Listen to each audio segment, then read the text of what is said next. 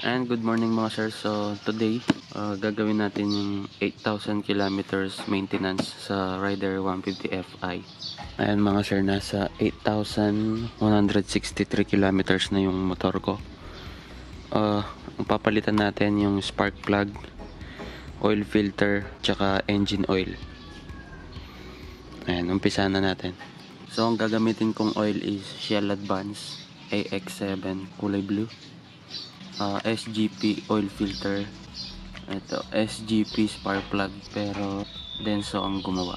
Ang una, i-drain muna natin itong oil ng engine natin, and tanggalin muna natin itong oil cap.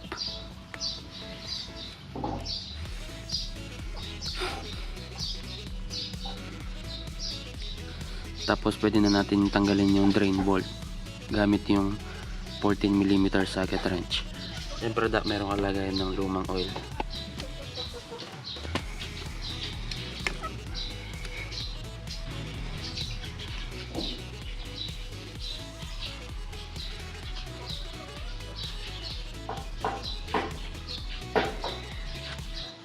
Ayun mga sir, hintayin na lang natin siyang ma-drain. So pangalawang palit ko pa lang ng oil filter ngayon. Based sa manual, magpapalit ka ng oil filter every 8,000 kilometers. Pero kapag bago yung motor mo, initially sa 1,000, kailangan mo magpalit. Hintayin lang natin siyang maubos lahat. Ayan mga sir, after ma-drain lahat ng oil natin, pwede na natin ibalik ulit itong oil drain bolts.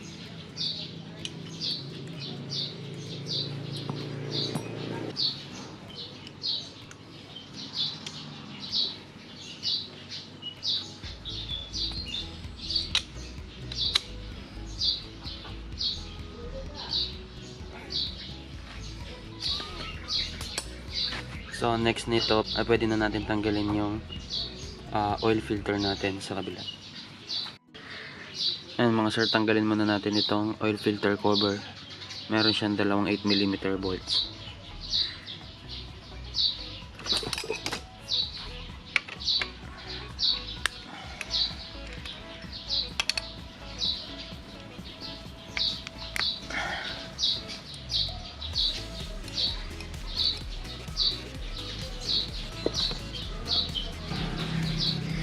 Ayan mga sir, always double check yung mga o-rings nya.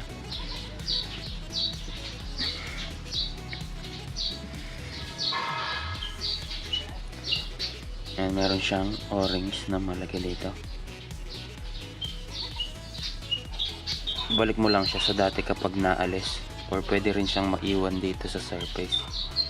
Kapag nangyari yon, ibalik lang dito sa cover natin agad. Tapos pwede na natin hilahin itong oil filter. Meron din maliit na o-ring dito minsan. Ayan, minsan sumasama siya dito sa likod ng oil filter. Pero hindi siya sumama ngayon. Nandito lang siya sa loob. Ayan, ito yung maliit na o-ring. Ayan, pwede na natin ilagay yung bagong oil filter natin. Mas okay kung gumamit ka ng SGP oil filter.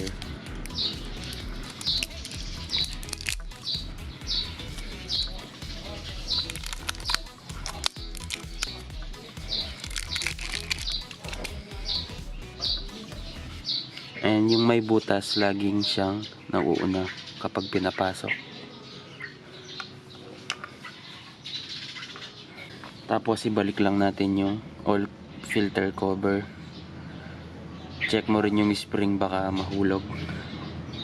Ayan, kahit anong direksyon pwede siya. And so ilalagay na natin yung oil. Dahil nagpalit tayo ng filter, ang ilalagay natin is 1.4 liter. Kapag hindi ka nagpalit ng filter, 1.3 liter. Ay, nilalagay muna natin itong 1 liter. Tapos, i-measure natin yung 0.4 liter mamaya.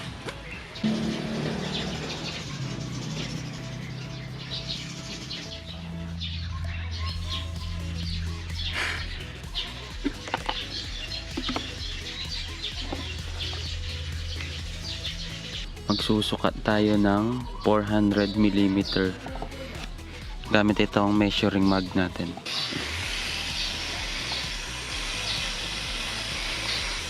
Oops.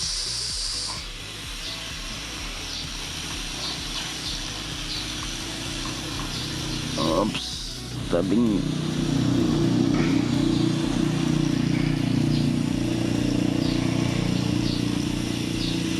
Oops, ayan, nasa 400 mm na siya.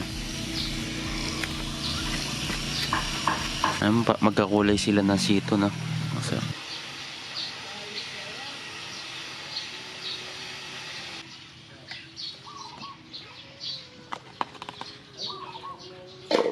ayan mga sir, balik na lang yung oil cap natin.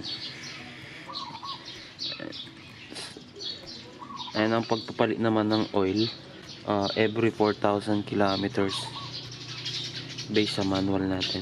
And mamaya ko na siya paandarin. Tatanggalin muna natin itong spark plug natin. And sa pagpalit naman ng spark plug, tanggalin lang natin itong right leg shield natin. And mga sir, meron na tayong access sa spark plug. So ang gagamitin kong tools, itong dalawang ito, spark plug tool. So lahat ng rider FI owner meron kayo nito, located sa ilalim ng upuan. And una, tanggalin muna natin itong spark plug cap. And tapos itong spark plug tool, ipasok mo lang siya sa may spark plug.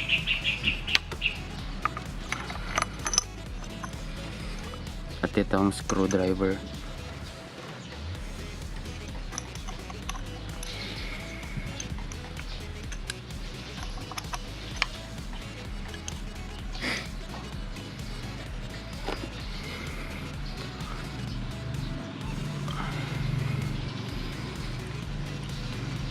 Ang pet!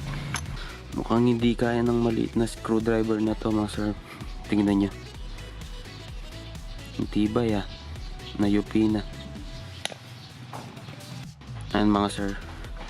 Dahil wala akong mahanap na screwdriver na papasok dito. Ayan. Try natin itong Allen. Pasok eh. Tapos itong 8mm na T-wrench, gagawin nating pang extension. Ba.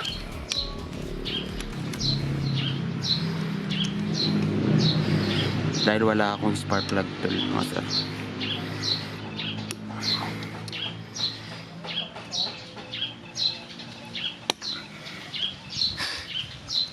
Yun, mukhang natanggal. Mga sir, natanggal na siya.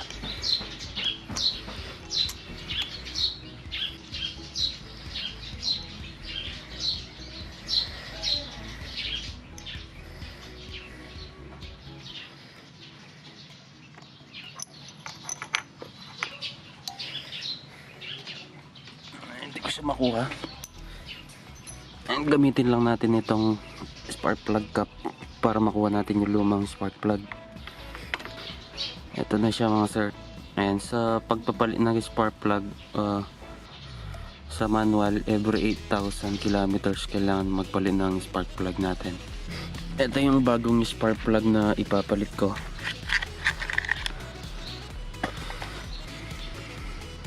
Ayan, install na natin. Yung spark plug gap is 0.8 to 0.9 mm. Ayan, kailangan meron kang feeler gauge para ma-set mo yung spark plug gap.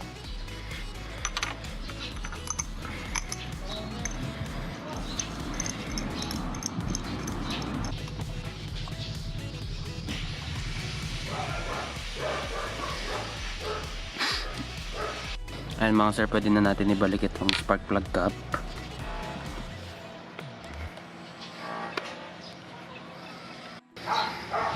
Ayan mga sir, pwede na natin siyang i-start para i-warm up.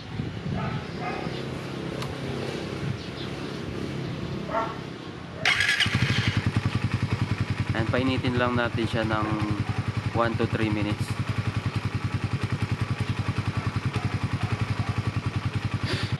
Tapos after mo siyang i-warm up, hintay ulit tayo ng 1 to 3 minutes para ma-check natin yung oil level natin. Dapat nasa gitna siya ng L at saka F. So kapag chine-check mo yung oil level mo mga sir, dapat wala siya sa center stand at saka naka-stock tires para accurate. Ito nga akin hindi na naka-rim set na, kaya medyo lowered na siya. Dapat tanggalin mo siya sa pagka-center stand, tapos i-balance mo lang siya. Ayan, nasa gitna yung akin. Kailangan mo rin i-check yung coolant level mo, tapos itong air filter. Sa coolant level, dapat nasa gitna siya ng low at full mga sir. Yung akin okay pa rin, na-check na. Tapos check naman natin itong air filter natin. Sa air filter naman mga sir, dapat every 12,000 kilometers kailangan mo na siyang palitan. Depende sa lugar nyo, kung maalikabok sa lugar nyo, dapat lagi mo siyang chine-check.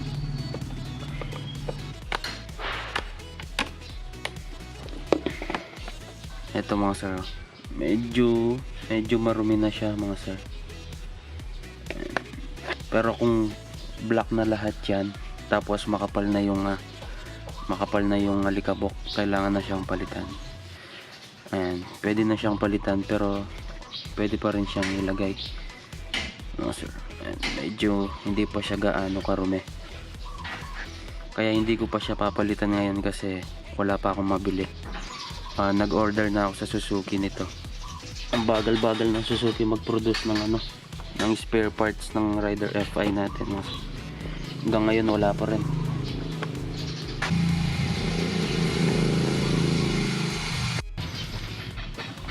Ayan, after ng lahat ng ginawa natin mga sir, kailangan nating i-reset yung oil change indicator natin. So switch off muna, tapos press and hold select button, tapos switch on. Ayan, magbiblink ng 3 beses, tapos mawawala. Ayan mga sir, ganun lang siya kadali. Ayan mga sir, tapos na.